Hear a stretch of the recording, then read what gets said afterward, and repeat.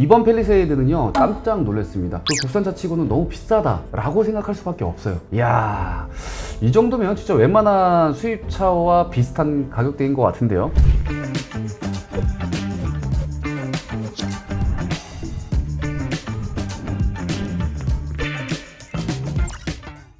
자, 펠리세이드 신형이 드디어 출시했습니다. 제가 한 발짝 좀 늦었는데요. 일단 지금 여론이 어떠냐면요, 펠리세이드가 신형이 나옴에 있어서 굉장히 극과 극으로 의견이 나뉘고 있습니다. 누구는 와 엄청나다, 이제 9인승도 나왔고, 그리고 새로운 파워트레인 2.5 하이브리드가 나왔기 때문에 이거 흥분된다, 기대된다 라는 의견이 있고요. 반대로 아무리 좋아져도 펠리세이드가 이 정도 가격으로 나오면 안 되지 않느냐, 이 가격이면 PV80 사지, 이 가격이면 카니발 하이브리드를 구매하는 게 낫지 않을까, 펠리세이드 너무 욕심부렸다 라는 등 여러 가지 반응들이 많습니다. 그렇기 때문에 그 부분에 대해서 제 개인적인 의견을 좀 말씀을 드릴 거고요. 그리고 어느 정도 가격이 올라갔는지, 그리고 신규로 나오는 트림 중에서 어느 트림을 좀 추천드리면 좋을지에 대해서 오늘 이 신형 펠리세이드 낱낱이 한번 파헤쳐 보도록 하겠습니다. 그리고 제가 장기 렌트 가격을 추천을 좀 드리고 정확한 가격을 알려드리고 싶었는데요, 아직까지는 지금 견적이 산출이 되진 않습니다. 그래서 자세한 견적이 산출이 될 때, 그리고 추가적으로 정보가 완벽하게 나왔을 때 제가 펠리세이드를 어떻게 구매해야 되는지 자세하게 한번 안내 드릴 수 있도록 준비하겠습니다. 그리고 12월 20일부터 사전 계약이 시작이 됐잖아요. 뭐 사전 계약 대수는 익히 아실 겁니다. 엄청난 사전 계약 대수가 들어왔다라고는 짐작하고 있습니다. 다들 그런 분위기고요. 그래서 대기 기간이 상당히 길지 않을까 우려하시는 분들이 굉장히 많은데, 저희가 또 계약을 많이 넣어놨습니다. 그래서 빠르게 출고를 받고 싶어 하시는 분들, 혹은 빠르게 출고도 가능하지만 추가적으로 진짜 저렴하게 구매하고 싶으신 분들은요, 언제든지 저희한테 연락 주시면 되고요. 미리 저희한테 말씀 주신 분들은 빠르게 인도를 받으실 거예요. 한 분 한 분 연락을 드리도록 하겠습니다. 이번 펠리세이드는요 정말 사이즈가 많이 커졌습니다. 제가 며칠 전에 동해 쪽을 갔는데요, 이 실제 펠리세이드를 봤어요. 깜짝 놀랐습니다. 크기 자체가 굉장히 압도적이고요,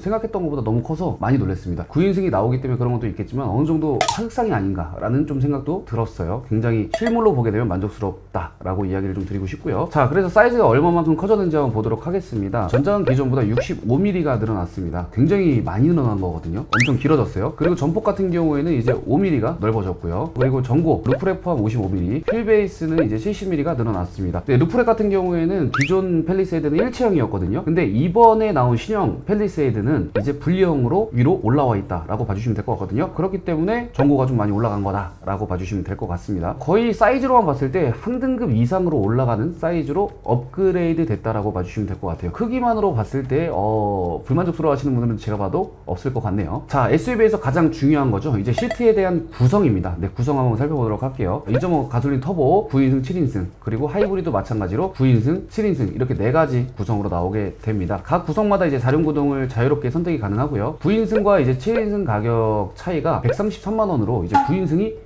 저렴합니다. 그러니까 이게 7인승이 시트가 2개가 없다고 해서 저렴하다라고 생각하시는 분들이 계신데요, 그 반대라고 보시면 돼요. 시트가 되려 없는 7인승이 가격이 조금 더 비쌉니다.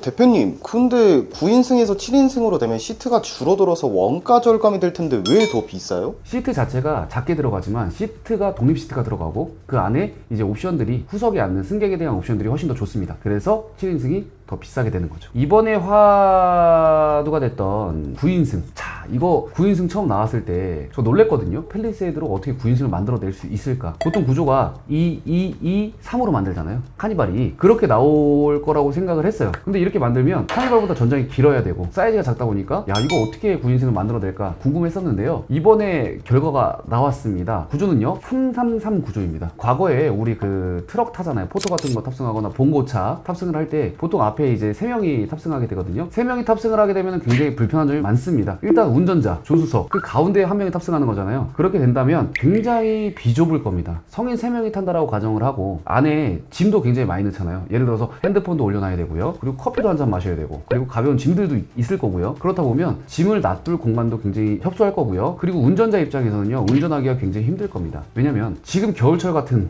이런 시기에 예를 들어서 패딩을 입고 3명이 탄다고 가정해보세요. 운전을 할 때 핸들을 돌리고 자유롭게 운전을 할 때 굉장히 좀 걸리적거리지 않을까요? 네, 이런 부분들도 좀 우려스럽습니다. 자연스럽고요. 그리고 또 하나의 문제가 있습니다. 이 가운데 콘솔이 접혀 있는 상태에서는요, 핸드폰 무선 충전 시스템, 그리고 C타입 충전기까지 여기에 다 포함이 되어 있고 컵홀더까지도 포함이 되어 있어요. 근데 여기에 만약에 사람이 탑승한다면 못 쓰겠네요. 못 쓰죠. 이거를 접응을 펴야 되니까. 그러면 뒤에서 바라봤을 때 미간상으로도 보는 게 좋진 않겠죠. 저 여기서 또 궁금한 거. 네네. 그렇게 되면은 에어백은 어떻게 터지죠? 이 가운데 디스플레이에서 터지지 않을 거잖아요. 아직까지 그 부분에 대해서는 확실히 나와 있지는 않아요. 그러니까 에어백 같은 경우는 보통 이제 가운데 에어백이 터지잖아요. 사고가 났을 때 운전석과 이제 조수석 두 사람이 부딪히지 않게 하기 위해서 추가가 되는 건데, 지금 가운데 사람이 탑승하게 되면 모르겠어요. 일단 있는 걸로 되어 있어요, 제원상. 근데 어떻게 터지는지까지는 제가 뭐 영상이나 이미지를 보지는 못했습니다. 자, 그래서 1열에 3명이 탑승할 수 있게 시트 구성을 했는데, 이 구성에 대해서 형식적인 세팅이 아닌가라는 생각이 듭니다. 그러니까 제도적으로 9인승을 선택하게 되면 여러 가지 혜택들을 상당히 많이 받습니다. 9인승은 승합 차량으로 들어가게 되고, 이제 사업자분들, 뭐 개인 사업자든 아니면 법인 사업자에서 9인승을 선택하게 되면 우리 대한민국에서 세제 혜택을 굉장히 많이 받습니다. 9인승에 대한 혜택 가볍게 보도록 할게요. 일단 대표적인 혜택은요, 고속도로 버스 전용 차로를 달릴 수가 있게 됩니다. 다만 탑승 인원은 6명으로 맞춰야지만 탑승할 수가 있고요. 그리고 개별 소비세 면제로 차량 가격의 5%를 면제받을 수가 있고요. 여기에 개인 사업자 혹은 법인 차량 같은 경우에는요, 차량가의 10% 부가세 환급까지 받을 수 있게 되고요. 경비 처리 받으실 때 1,500만 원이라는 제한 없이 사용이 가능합니다. 제한이 없다라는 것은 즉 이제 쓰는 저희가 유류비, 톨게이트 비용, 모든 비용들이 그냥 다 비용 처리가 된다라는 뜻이겠죠. 그렇게 된다면 9인승을 사고 싶지 않더라도 사야 되는 상황 아닐까요? 9인승이 카니발이랑 스타리아 그런 것들이 있었잖아요. 네네네. 근데 요즘 9인승 차량들은 혜택을 받기 위해 만든 것 같은. 그쵸. 법에서 약간 편법으로서 만들어낸 형식적인 9인승이지 않나 라는 생각이 좀 듭니다. 9인승이 나옴에 있어서 저는 굉장히 많이 판매가 될 거라고 봅니다. 이런 혜택 부분들 때문에요. 9인승이라고 하면요, 승합차의 이미지가 상당히 강했어요. 스타리아 어때요? 누가 봐도 승합차죠. 이거를 패밀리카로 쓰게 되면 굉장히 부담스럽거든요. 그 약간 영업용 차량이라는 느낌이 강하지 않아요? 카니발 같은 경우에는 그래도 좀 이미지 개선이 많이 됐습니다. 약간의 SUV 느낌도 좀 나잖아요. 무조건 승합차, 봉고차라는 느낌보다는 예쁜 미니밴? 뭐 이런 느낌이 부각이 되고 있습니다. 하지만 그래도 완벽한 SUV는 아니잖아요. 근데 이 팰리세이드 어떻죠? 누가 봐도 SUV예요. 그리고 개인적으로 타고 다니더라도 너 차 뭐야? 팰리세이드예요. 근데 업무용 차, 패밀리카, 개인 혼자서 타는 그냥 차라고 봤을 때 이 모든 거를 포용할 수 있는 거죠. 그렇다 보니까 무조건 팰리세이드는 잘 판매가 되지 않을까라는 예측을 해요. 하지만 가격에서 너무 비싸게 나왔다 보니까 이 평가는 소비자분들이 하겠죠. 자, 파워트레인도 이제 공개가 되었습니다. 파워트레인을 보게 되면요, 기존에는 이제 1.6 터보였잖아요. 근데 2.5 터보로 이제 변경이 됐고요. 여기에서 이제 최대 마력은 334마력입니다. 이는 이제 1.6 터보 하이브리드 모델보다 약 100마력 정도 높은 수준에 있고요. 여기에 1.65 kW 300V급 고전압 리튬 이온 배터리와 2개의 모터를 탑재했다고 하네요. 기존에 있던 카니발, 소렌토 이 엔진도 출력이 충분하기는 해요. 하지만 1.6L고요. 그리고 이 차량들은요, 싱글 모터입니다. 근데 지금 듀얼 모터로 장착이 되겠죠. 그렇다 보니까 하이브리드 성능을 직접적으로 느껴봤을 때 확실히 더 효과적이지 않을까. 직접 타보진 못했으나 아무래도 조금 더 부드럽고 출력의 여유로움이 있을 거고요. 연비 또한 효과적일 겁니다. 또한 이제 실내에 이제 V12 기능이 탑재가 되었잖아요. 전기차처럼 전기를 이제 사용할 수가 있습니다. 캠핑이나 이제 차박을 이용하시는 분들은 굉장히 요긴하게 쓰실 것 같은데, 물론 전기차보다는 이제 배터리 용량이 적은 수준이에요. 그럼에도 불구하고 그냥 가벼운 충전은 될 것 같다라고 기대하고 있거든요. 없는 것보다는 그래도 있는 게 낫다라고 생각이 들고요. 용량은 1.6 kW 배터리가 탑재가 돼 있으니까요. 자, 저희가 또 가장 중요하게 생각하는 부분이죠. 연비가 남아 있는데요. 현재는 아쉽게도 정보가 없지만요, 살짝 힌트가 남아 있습니다. 팰리세이드 하이브리드 모델은요, 2.5 모델이기 때문에 대형으로 분리가 되죠. 그렇다면 할인 혜택을 받기 위해 연비를 13.8을 달성해야 하이브리드 혜택을 받아갈 수가 있는데요. 카탈로그로 보게 되면요, 7인승 익스클루시브 모델만 친환경적 자동차 고시 완료 후에 안내 예정이라고 표시가 되어 있습니다. 즉 7인승 익스클루시브 모델만 13.8을 달성을 했고요. 나머지 모델은 달성을 못한 걸로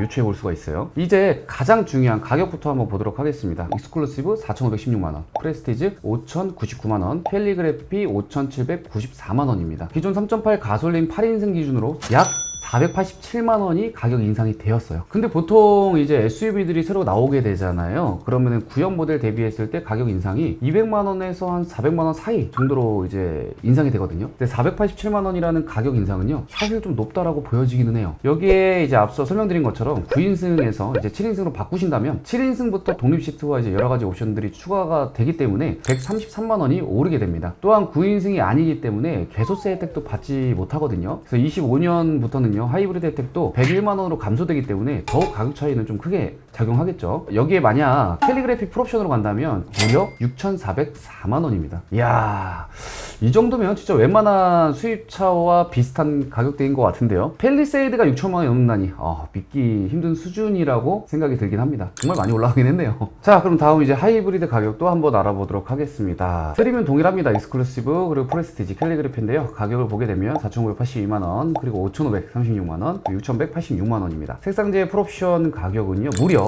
7,150만 원 정도입니다. 이 정도 금액이라면요 G680 어느 정도 이제 옵션이 들어간 차량이랑 가격이 비슷해지는 결과가 나오게 되죠. 여기서 가장 신기한 점이 또 있습니다. 익스클루시브에서 프레스티지로 이제 트림이 올라가면서 9인승 모델 기준 가격 차이가요 무려 554만 원이나 발생하게 되죠. 가격 인상이 상당히 높은데요. 그러니까 이게 앞전에 제가 콜레오스에 대한 칭찬을 좀 많이 했는데요. 그 이유가 기본 엔트리 트림에도 이게 옵션 구성이 상당히 좋았습니다. 그러니까 있을 게 다 들어갔어요. 기본 옵션만 출고를 하더라도 옵션 자체가 너무 좋아가지고 소비자분들이 크게 고민할 게 없는 그런 옵션 구성이었거든요. 근데 팰리세이드는 그 반대입니다. 제일 저렴한 엔트리 트림에는 가격을 최대한 낮춰서 출시는 했다고는 하지만 그 안에 들어가 있는 옵션이 꼭 필수적인 옵션들이 많이 빠져 있습니다. 554만 원이 올라간 이유가 이제 옵션 차이에 있는데요. 어떤 옵션들이 있는지 한번 보도록 하겠습니다. 일단 계기판 4.2인치가 들어갑니다. 5천만 원이 넘는 차량인데 4.2인치 계기판 굉장히 아쉽죠. 여기에 이제 고속도로 주행 보조가 1이 들어가요. 근데 이런 옵션들이 다 그냥 소프트웨어적인 옵션이라서 비용이 그렇게 들어가는 옵션이 아니란 말이죠. 그래서 그냥 이거는 너무 꼼수다 라고 생각이 듭니다. 물론 옵션을 140을 추가하게 되면 이 옵션이 들어가기는 합니다. 다만 이거는 또 옵션을 팔아먹으려는 의도가 아닌가라고 생각이 들고요. 그리고 이제 히든 라이팅 주간 주행등이 빠집니다. 이게 외관적으로 봤을 때 굉장히 큰 데미지가 될 수 있는데요. 요즘에 그 DRL 어떻게 생각하죠? 굉장히 중요하다고 생각이 들잖아요. 외관상 풍기는 이제 이미지니까 휠 같은 경우에야 애프터마켓에서 충분히 교체는 할 수 있습니다만 이 라이팅은 사실 굉장히 고가 제품이거든요. 그래서 이거를 작업을 하기가 굉장히 부담스럽기 때문에 주간 주행등 때문에 이제 옵션을 한 단계 올리는 그런 경우가 발생할 거란 말이죠.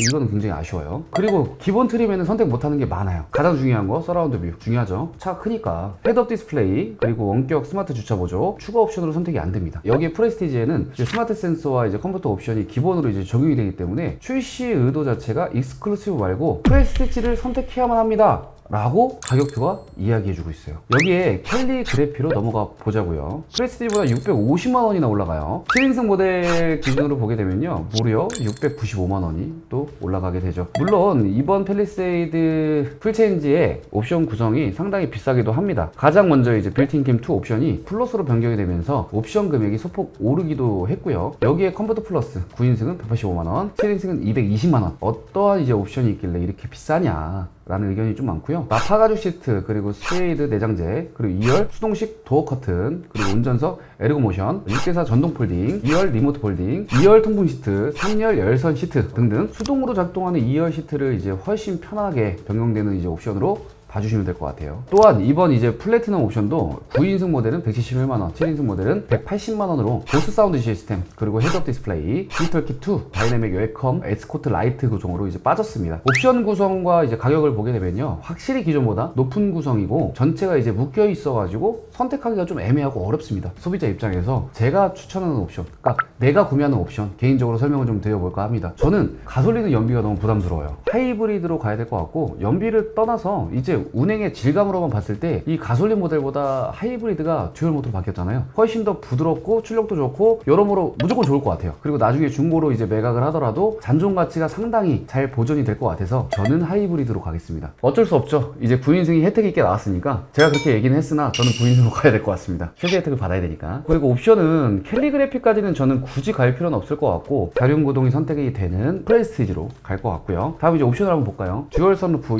듀얼 선루프 있잖아요. 선루프 싫어하시는 분들도 굉장히 많으신데 저는 꼭 넣을 겁니다. 왜냐면 가격이 85만 원이잖아요. 근데 팟선이 아니잖아요. 자, 85만 원에 듀얼 선루프잖아요. 개방감이 상당합니다. 저는 자녀가 있기 때문에 뒷좌석에 탑승하는 탑승객이 바라봤을 때 2열 자체가 이제 와이드하게 선루프가 크게 이제 있고 그리고 앞좌석도 있다 보니까 개방감이 상당히 좋아요. 그래서 저는 85만 원이라면 듀얼 선루프 괜찮은 가격 같아요. 그래서 저는 추가하고 싶고요. 빌트인 캠 2 그리고 증강현실 내비게이션은 저는 안 넣을 것 같습니다. 필요 없을 것 같고요. 그리고 컴포트 플러스는 꼭 필수라고 보여져요. 나파 가죽 시트, 스웨이드 내장재 뭐 이런 부분들, 그리고 옵션들이 상당히 많이 들어가죠. 2열 통풍이라든지 3열 전동이라든지 이게 3열 열선 시트라든지 탑승객의 편의 옵션들이 다 여기 컴포트 옵션이 들어가기 때문에 저는 넣을 것 같고요. 원격 스마트 주차 보조 필요 없을 것 같고요. 플래티넘 패키지가 좀 고민이 많이 됐는데 필요 없을 것 같습니다. 프리미엄 보스 사운드는 필요 없을 것 같아요. 스피커가 뭐 14개밖에 안 들어가니까 요렇게 저는 구매할 것 같아요. 사이드 스텝 안 하시나요? 사이드 스텝이요? 사이드 스텝은 할까? 괜찮을 것 같네. 43만원.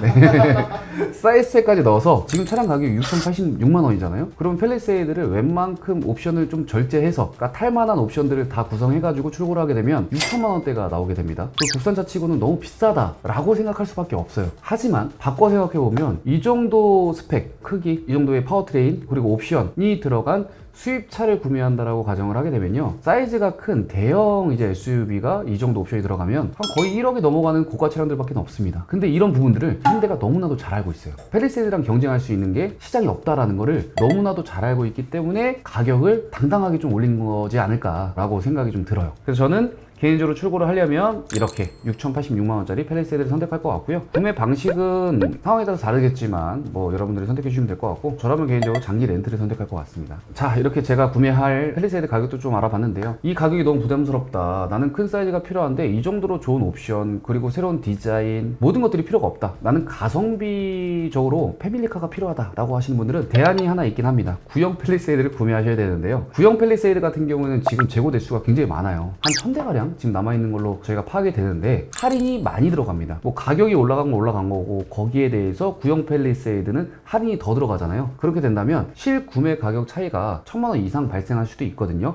그렇기 때문에 가격적으로 무조건 가성비 있는 패밀리카를 선택하고 싶다라고 하시는 분들은요, 구형 모델이 남아있으니까 개인적으로 말씀을 주시면 될 것 같아요. 자, 이렇게 해서 오늘 펠리세이드에 대해서 좀 자세하게 알아보았는데요. 지금 제가 현재 나와 있는 데이터로 드릴 수 있는 정보를 드린 것 같은데, 가장 뭐 궁금해 하시는 부분들이 또 이런 부분들이 있을 겁니다. 뭐 장기 렌트로 출고했을 때 최저가의 견적 뭐 궁금해 하시는 분들도 많으신데요. 저희가 그 정보가 나오게 되면요, 바로 여러분들을 위해서 최저가 견적 산출해서 공유해 드릴 거고, 펠리세이드가 또 시승차가 나온다면 직접 또 다뤄보고 느껴보고 장단점들을 여러분들한테 진솔하게 이야기할 수 있는 컨텐츠 준비하도록 하겠습니다. 오늘 영상 마무리하고요, 다음에도 더 좋은 자동차 정보로 찾아뵐 수 있도록 준비하겠습니다. 감사합니다.